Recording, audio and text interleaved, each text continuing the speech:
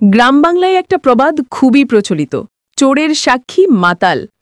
বিজেপির বক্সনগর মণ্ডল সভাপতি অনিল দাসের কথা শুনে আজ ঠিক এই প্রবাদটাই হুবহু মনে পড়ে যায়। আমরা তো নতুন কিছুই বলিনি। চোর তফাজ্জল সম্পর্কে আপনার দলেরই নেতাকর্মীরা প্রকাশ্যে যা বলেছেন, আমরা শুধু সেই সত্যটাই সামনে এনেছিলাম।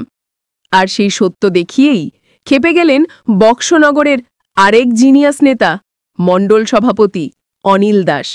চলুন আগে শোনা যাক অনিল দাস নিজে কি বলছেন। গতকালকে সিপিএম এর পেজ থেকে আমিও সেটা ভুলও করেছি। বর্তমান বিধায়ক নিয়ে আমাদের বক্সনগর বিধানসভার জনপ্রিয় বিধায়ক তফাজ্জল হোসেনকে নিয়ে উনারা নানান কথা দেখলাম, আমি নানান ভাষায় উনাকে হেয়পন্ন করার প্রয়াস করেছেন।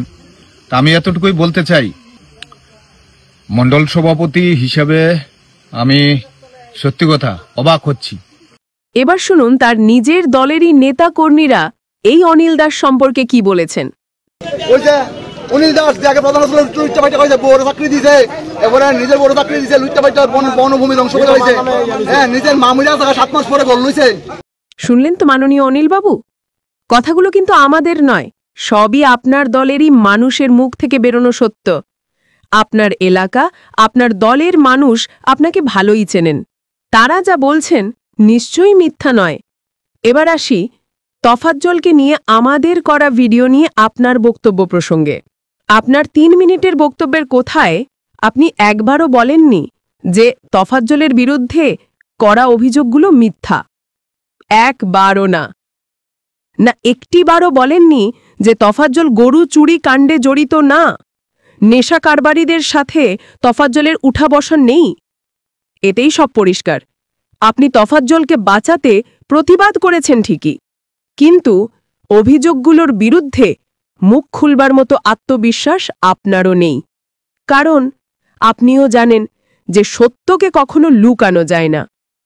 আর এই সত্য এসেছে আপনাদের দলের ভেতর থেকেই। চলুন আরও একবার শুনে নেওয়া যাক আপনাদের নেতাকর্মীরা নিজেদের বিধায়ক তফাজ্জল সম্পর্কে ঠিক কি বলছেন। রাস্তা থেকে এখান থেকে 1.5 কোটি টাকা নিচ্ছে, আর গরু চুরিও ডেলি। তো বুঝলে গরু চুরি করে ডেলি চুরি করে ডেলি, একদিনও মিস নাই গরু চুরা। পথে করতে দিব, এই তো বুঝলে পথে করতে দিব, এই গরু চুরা পথে করতে দিব, গরু চুরা চিনি চুরা খালা গরু চুরা এমএল খালা চিনি চুরা গরু চুরা। আর তো বস্তা পিতা 25 টাকা 30 টাকা 50 টাকা 30 টাকা ডেলি 50 টাকা বস্তা পিতা 50 টাকা বিশাল করতে গেল। আর এই রুটের লেগে বলে 1.5 কোটি টাকা, এই রুটের লেগে ওই বসকন করে দিচ্ছ 1.5 কোটি টাকা। ঠিক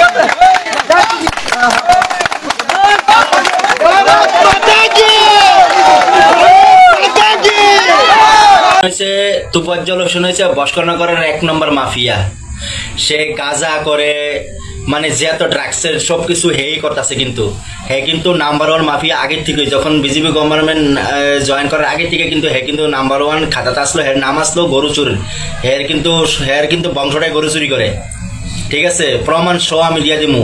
হে উল্টা পাল্টা কথা আরম্ভ করে দিছে, মানে যখন যেটা করে তখন এইটাই কয়। তুই কিন্তু গরিবের টাকা পয়সা সব মায়েরা খাইতাছ। ঠিক আছে, আরেকটা কথা হচ্ছে তুমি কিন্তু আসল মাফিয়া, বসকনগরের আসল গরু চোর। নাম্বার 1 গরু চোর হচ্ছে তফাজ্জল হোসেন, এটা সবাই জানে। তোরে কিন্তু তোরা আর ভোট দিব না, তোরে কিন্তু আবার গরু চোরের খাতার দাম দিয়ে দিব। তোরে আমাদের দাবি হলো ভাই, এমন বিধায়ক আমার জীবন আমি দেখছি না, আমার জীবন আমি এমন বিধায়ক দেখছি না।